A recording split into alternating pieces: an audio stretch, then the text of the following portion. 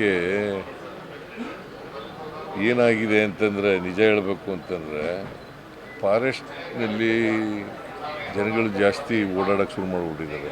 ರಿಸಾರ್ಟ್ಗಳೆಲ್ಲ ಆಗ್ಬಿಟ್ಟಿದ್ದಾವೆ. ಆಮೇಲೆ ಸಫಾರಿಗಳೆಲ್ಲ ಜಾಸ್ತಿ ಆಗ್ತಾಯಿದೆ. ಸೊ ಅದು ಒಂದು. ಎರಡನೇದು ನೀರು ಮತ್ತು ಮೇವು ಇಲ್ಲದೆ ಇರ್ತಕ್ಕಂಥದ್ದು. ಮೂರನೇದು ಈ ಚಿರತೆಗಳ ಹಾವಳಿ ಹೊರಗಡೆ ಫಾರೆಸ್ಟ್ ಒಳಗಡೆ. ಸೊ ಇವೆಲ್ಲ ಕಾರಣಗಳಿಗಾಗಿ ಅವು ಮೇವು ನೀರಿಗೋಸ್ಕರ ಹೊರಗಡೆ ಬರ್ತವೆ. ಆನೆಗಳು, ಹುಲಿಗಳು, ಚಿರತೆಗಳು, ಕಾಡಂದಿಗಳು, ಜಿಂಕೆಗಳು ಇವೆಲ್ಲ ಬರ್ತವೆ. ಇದರಿಂದ ನಿನ್ನೆ ಒಂದು ಮೀಟಿಂಗ್ ಮಾಡಿದ್ದಾರೆ ಇವರು ಮಹದೇವಪ್ಪ, ವೆಂಕಟೇಶ್, ಫಾರೆಸ್ಟ್ ಮಿನಿಸ್ಟರ್ ಎಲ್ಲ ಒಂದು ಮೀಟಿಂಗ್ ಮಾಡಿದ್ದಾರೆ. ನಾನು ಒಂದು ಮೀಟಿಂಗ್ ತಗೋತಾ ಇದ್ದೀನಿ ಈಗ.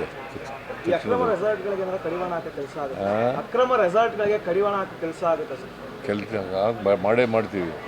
ಯಾರೇ ಅಕ್ರಮವಾಗಿ ರೆಸಾರ್ಟ್ಗಳು ಮಾಡ್ಕೊಂಡಿದ್ದಾರೆ ಅವ್ರ ಮೇಲೆ ಕ್ರಮ ತಗೋತೀವಿ.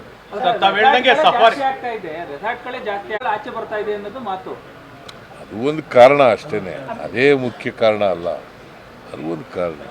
ಸಫಾರಿಗಳು ಜಾಸ್ತಿ ಆಗ್ತಾ ಇದೆ ಅಂತ ತಾವು ಹೇಳಿದ್ರೆ 4 ಟ್ರಿಪ್ ಮಾಡ್ತಾ ಇದ್ದಾರೆ ಬೆಳಗ್ಗೆಯಿಂದ ಸಂಜೆವರೆಗೂ. ಅದಕ್ಕೆ ಕಡಿಮೆ ಮಾಡಿ ಅಂತ ಹೇಳಿದ್ದೀನಿ. ಮಾಡಿದ್ದಾರೆ ಈಗ ಸಂಜೆ ಕಡಿಮೆ ಮಾಡಿ ಅಂತ ಹೇಳಿದ್ದೀನಿ.